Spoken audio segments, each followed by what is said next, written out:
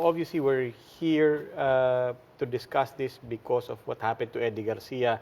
This has really put occupational safety in the front lines. On the other hand, this proposed law also raises the question, bakit wala pa po ba tayong batas to cover these things? Ano po ba ang, let's start with that. Ano po ba ang sitwasyon ngayon in terms of the workplace but also in terms of the rules and regulations governing workplaces right now? Well, actually, meron na pong batas. In fact, it was signed by the President last year pa ho, no?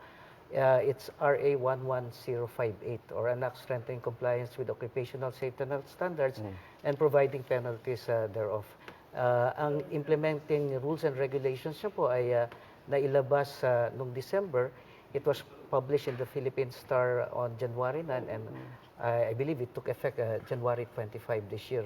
So which would mean workplaces, covered workplaces, and that would include location shootings, they would have to comply with the statements of the law and of course the implementing rules and regulations.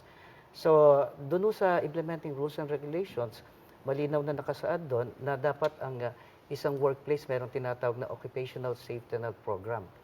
In fact, among the first few things na dapat gawin ng isang workplace is to do a risk assessment by using hazard identification, risk assessment and control to determine as to risk where they are in the spectrum of risk. Ito ba ay low, medium, or high risk? Then, depending on the risk category, there are safety and health requirements. Okay. Among others is the need for a safety officer. So nakalagay po doon sa IRR in a matrix, kapag ito ang risk category mo, ito ang dami at quality ng safety officers mo. So bukod po sa programa at safety officer, meron din po tinatawag na ang kumpanya ay dapat merong occupational safety and health committee, na kung saan ang chairperson ay yung may-ari or yung manager. Then there is the safety officer who is the secretary. Then of course, yung mga occupational health personnel are also automatic members. In fact, in the structure of the Safety and Health Committee, eh, dapat merong workers representative din, no? At kung meron ka mga outsourced, contractors, subcontractors, they should also be part of the Safety and Health Committee. So, but yung batas po, this is, on the one hand, this is broad enough so that it applies to any industry or any sector. At the same time, it is specific enough that a workplace knows specifically what to do. Exactly po. The application of the law and the IRR it would be applicable to all workplaces.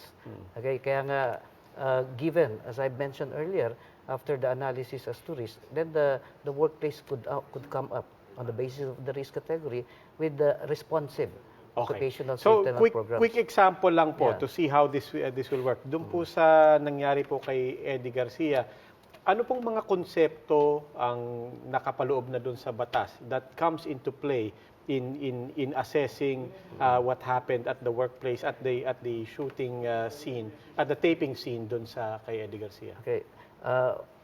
Sir, that is already the subject of investigation by DOLE. No? But of course, generally speaking, among others, ang isang programa which would really prevent a lot of accidents is housekeeping.